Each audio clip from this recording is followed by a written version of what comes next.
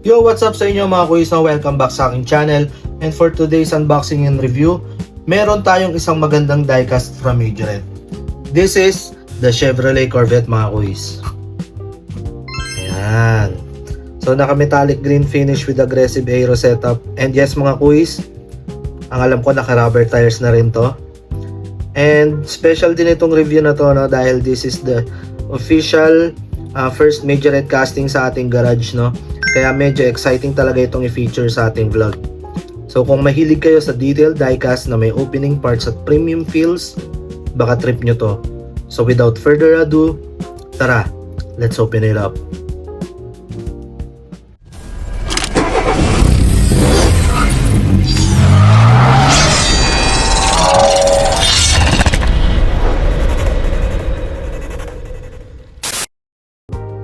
Yan mga kuis, na unahin muna natin yung packaging.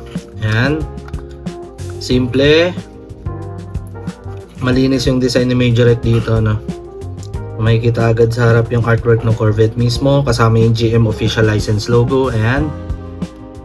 Maganda rin yung color combination ng box, no. May sporty vibe agad dahil dun sa black and mint green graphics. So compact lang siya pero premium tignan. So tara guys, buksan na natin. Yun. Alright, there you go guys. Grabe, sobrang linis ng metallic green paint niya, no? Ang lakas maka-premium tignan lalo na pag natatamaan ng ilaw.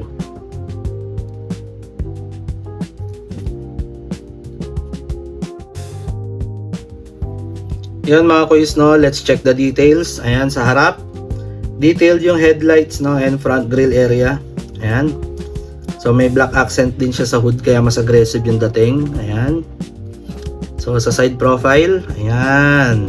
Sobrang clean ng body lines, no. Then ang pinaka-cool pala dito mga kuis, opening doors yan.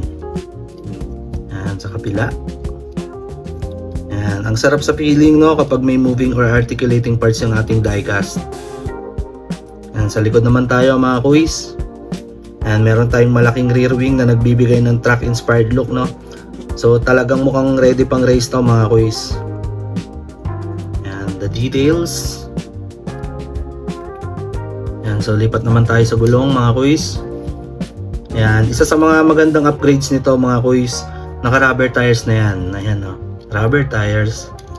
So mas premium yung feel compared sa usual na plastic tires, no. At mas realistic tignan lalo na for display shots or moving videos. Ayan. So bagay na bagay rin yung black wheels. And may partner pa siya na metallic green din na mags. Ayan, rolling din yan mga boys.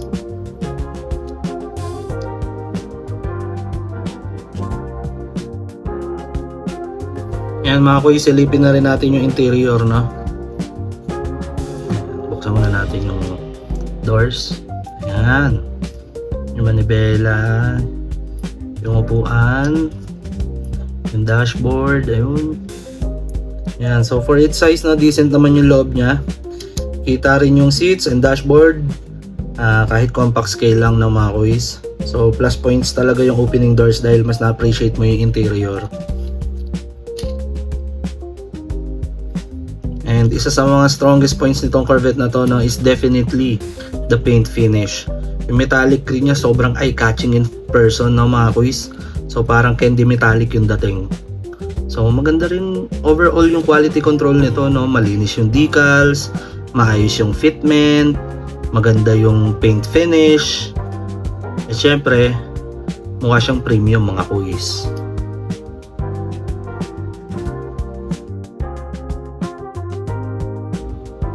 And syempre mga kuys, after natin siyang i-review, no, ilalagay na natin siya sa ating acrylic case from Bellovra para mas safe at mas premium tignan sa ating display shelf.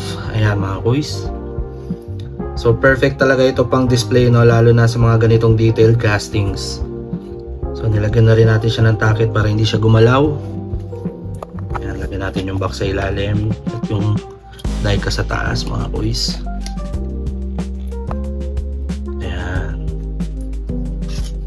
Isara na rin natin siya.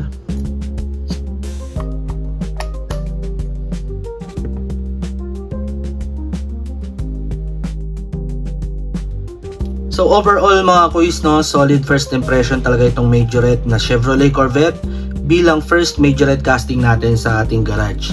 So you get opening parts, aggressive styling, metallic paint, and rubber tires. Sulit na sulit for a diecast like this, no. So for me, this one gets a solid 9 out of 10, no. Simple lang pero sobrang pogi ng dating niya, lalo na pang display. And before tayo matapos mga kuis, no, quick shoutout na rin guys sa upcoming DCPH 22nd anniversary celebration na happening on May 17 from 10 AM to 9 PM at Unimart Capitol Commons along Shaw Boulevard, Barangay Capitolio, Pasig City. So sa mga diecast collectors dyan, no, make sure na mapuntahan nyo tong event na to dahil siguradong maraming magagandang makikita at fellow collectors na mga kasama mga kuis. So kita-kits tayo May 17 mga kuis. And that's it for today's unboxing and review mga kuis, no. Kung nagustuhan nyo itong video na to, don't forget to leave a like, comment, follow and subscribe na rin kayo sa aking Facebook page and YouTube channel for more diecast content, no. So this is Nano Drive Garage and I'll see you guys on the next ride. Peace. All you already heard me talking about it, man. I'm next, please. Kick you birdies to the curb, I'm all to the next, please. Tryna get this bag, I'm tryna run it up, I'm next, please. Now I got the game in my hand, boy, I'm next, please. Grind for a minute, shine for a minute.